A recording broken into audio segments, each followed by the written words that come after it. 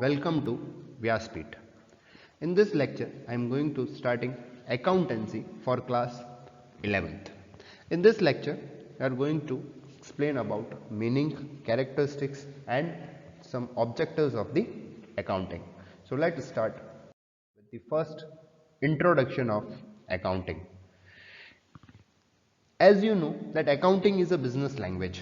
ये एक व्यवसाय की भाषा है. लेखांकन जो है वो एक व्यवसाय की भाषा है और आज की डेट में इन द मॉडर्न लाइफ जरूरी नहीं है कि कोई भी बिजनेसमैन है अगर तो वो ही उस अकाउंटिंग को यूज लेगा, but there are so many professionals which are using the accounting. Governments, non profit organisations, they all are using the accounting. So basic the every business enterprises, हर बिजनेसमैन, हर व्यवसाय ये चाहता है कि वो अपने ट्रांजैक्शंस को रिकॉर्ड करे.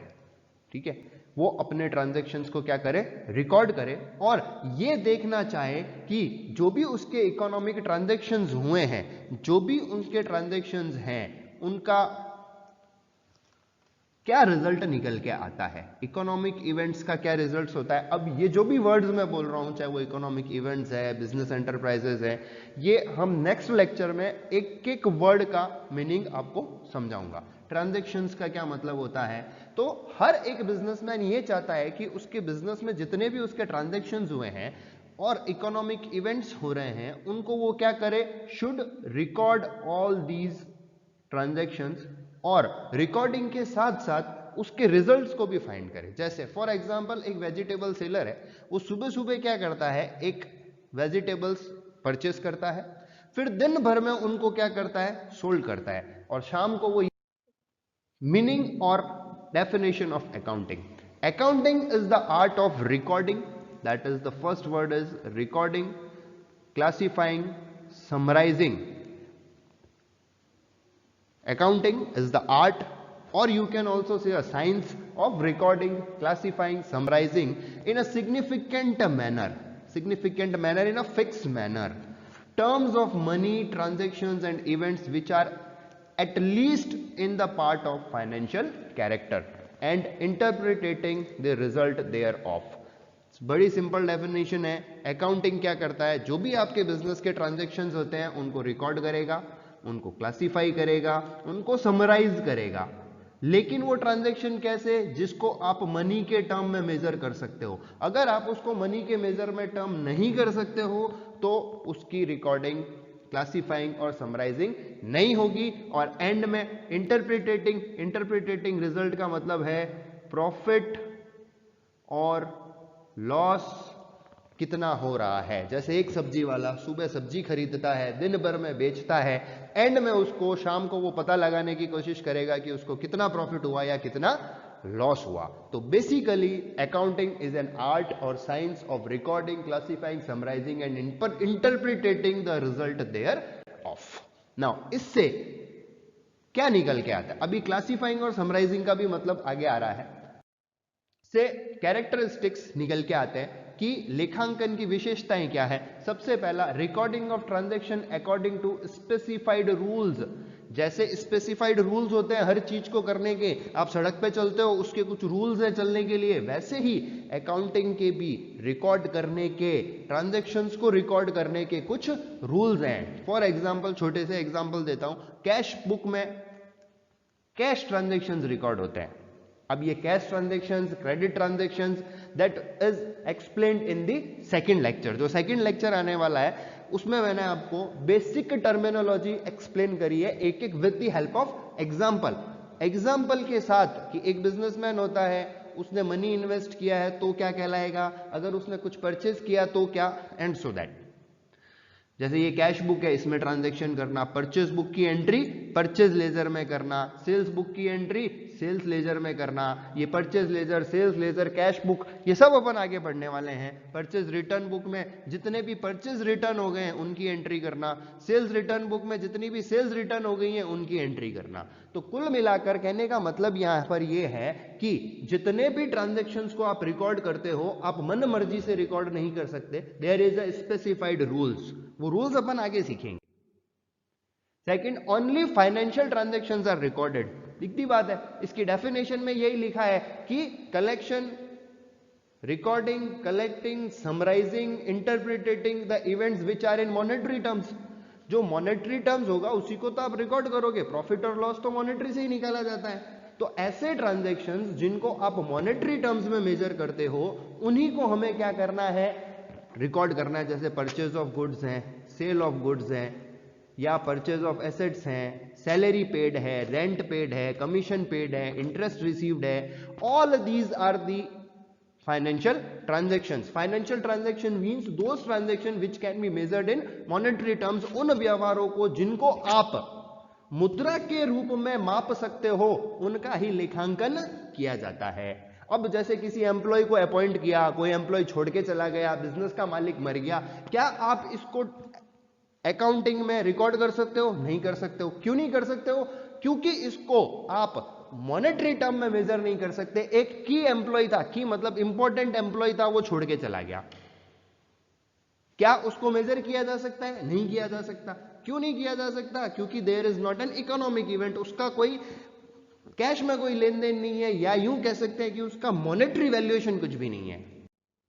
Now third, classification. जैसे अभी डेफिनेशन में आया था, क्लासिफिकेशन का मतलब क्या होता है? क्लासिफिकेशन का मतलब होता है सेम नेचर के अकाउंट्स को, सेम नेचर के ट्रांजैक्शंस को एक जगह लेके आना। Transaction of same nature eight one place, जिसके लिए हम अलग अलग अकाउंट बना लेते हैं। जैसे कैश है तो कैश ट्रांजैक्शन को कैश में लिख लिया, हरी से रिलेटेड ट्रांजैक्शन हरी से लिख लिया, इंटरेस्ट से रिलेटेड इंटरेस्ट में लिख दिया, बैंक से रिलेटेड बैंक अकाउंट में लिख दिया। तो क्लासिफिकेशन का मतलब होता है सेम नेचर के अकाउंट्स को, सेम नेचर के ट्रांजैक्शंस को एक जगह पर लेके आ जाओ। Second, summarization. समराइजेशन का मतलब होता है कि आपको जो इंफॉर्मेशंस मिल रही हैं उनको अंडरस्टैंडेबल बनाने के लिए, समझने के लिए उनको एक जैसा कर दिया जाता है। आर्ट ऑफ प्रेजेंटिंग, प्रेजेंट कर देते हैं। जैसे राम, हरि, गिरीश, अगर ये तीनों डेटर हैं तो ये सन्ड्री डेटर्स के नाम से जाने जाएंगे। अब डेटर्स वो आगे सेकंड लेक्चर में टर्मिनोलॉजी के अंदर, रोहन, मोहन और Harish, these are the creditors, तो इनको क्रेडिटर्स के नाम से दे दिया जाएगा। तो समराइज कर देते हैं, मतलब कि एक जैसे ट्रांजैक्शन या एक अकाउंट को हम उनको एक हेड में डाल देते हैं। Recording of transaction is monetary term, बिल्कुल। जैसे बिल्डिंग है, मशीनरी है, फर्नीचर है, स्टॉक है। अब बिल्डिंग को क्या मैं रिकॉर्ड कर सकता हूं? नहीं कर सकता। फर्नीचर को रिकॉर्ड कर सकता हूं? नहीं कर सकता। स्टॉक ऑफ गुड्स को रिकॉर्ड कर सकता हूं? तब तक नहीं कर सकता जब तक कि मुझे इनकी वैल्यूज नहीं पता हो। जब मुझे इनकी वैल्यू का मतलब जब तक इनकी मॉनेटरी वैल्यू नहीं पता हो। जैसे बिल्डिंग 2 लाख की है, मशीन 1.5 लाख की है, furniture is of 1 lakh and stock of goods is the 10 lakh, then only I can record these transactions. But only building, machinery, furniture, stock, these cannot be recorded in the books of accounts. And lastly, analysis and interpretation. To find profit and loss, profit और loss calculate करने के लिए interpretation करना, it is the characteristics of accounting. Now, what is the objective of accounting? क्यों हम लेते हैं? तो सबसे पहला, टू मेंटेन सिस्टमैटिक रिकॉर्ड्स। किसी भी चीज को का रिजल्ट फाइंड करने के लिए हमें उन चीजों का रिकॉर्ड होना जरूरी होता है। तो जब तक हम उनको रिकॉर्ड नहीं कर लेंगे, जैसे हमने कितना उधार में माल बेचा है, कितना क्रेडिट सेल हुई है, कितनी हमने क्रेडिट परचेस करी है, किसको हमने बेचा है, किसको हमने सेल किया है, किससे हमने परचेस किया है, ये सारी इंफॉर्मेशन अगर हमें पता करनी है तो जितने भी ट्रांजैक्शंस होते हैं दैट कैन बी रिकॉर्डेड, उनको रिकॉर्ड करना, that is the objective of accounting. Profit और लॉस निकालना, हर बिजनेसमैन चाहता है कि एक डेफिनेट पीरियड के बाद उसको प्रॉफिट और लॉस पता चले। जैसे आपके पूरे साल आप मेहनत करते हो और एंड में आप वेट करते हो कि आपका रिजल्ट क्या आएगा, पास होंगे, फेल होंगे, परसेंटेज देखोगे, वैसे ही एक बिजनेसमैन साल के एंड में अपना प्रॉफिट और लॉस कैलकुलेट करता है। फाइनेंशियल पोजीशन पता लगाता है। फाइनेंशियल पोजीशन का मतलब होता है कि कितने लोग उससे मांगने वाले हैं और वो किससे मांगने वाला है, मतलब the assets and liabilities. Financial position, आर्थिक स्थिति से यहां क्या मतलब होता है? एसेट्स एंड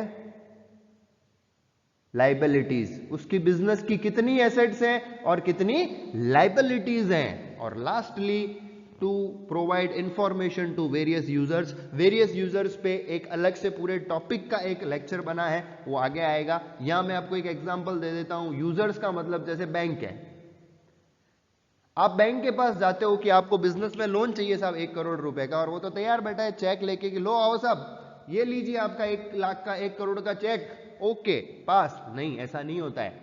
वो जाएगा तो आपसे पूछेगा कि जितने का आपको लोन चाहिए वो आप वापस कैसे चुकाओगे, तो उसको बताना पड़ेगा साहब देखिए ये मेरा प्रॉफिट एंड लॉस है, this is my profit loss, this is my balance sheet and this is the my financial position of the company, my business. तो वो इंफॉर्मेशन आप तभी दे पाओगे जब आपके पास अकाउंटिंग होगी, और अकाउंटिंग का ऑब्जेक्टिव ये होता है to provide the information to various users. Various users is also a very vast topic which is explained in the upcoming lectures. So this is the objective. Now what is the summary? First, accounting. Accounting is the art recording, classifying, summarizing and interpreting of transactions and events that are measured in monetary terms. What are the characteristics? Only transaction with specified rules. Financial transactions are recorded. Classify करना, summarization करना, monetary terms में ही transactions को क्या करना है, record करना है और इंटरप्रिटेट करना। And last objectives, the to maintain systematic record, to ascertain profit and loss, to ascertain financial position of the business and to provide information to various users. Thank you so much. Next lecture में आपको basic accounting terminologies with example समझाऊंगा। So please उस lecture को जरूर समझना जिसमें basic accounting terminology है, क्योंकि accounting is a business language, तो आपको वो टर्मिनोलॉजी समझना जरूरी है। Thank you so much.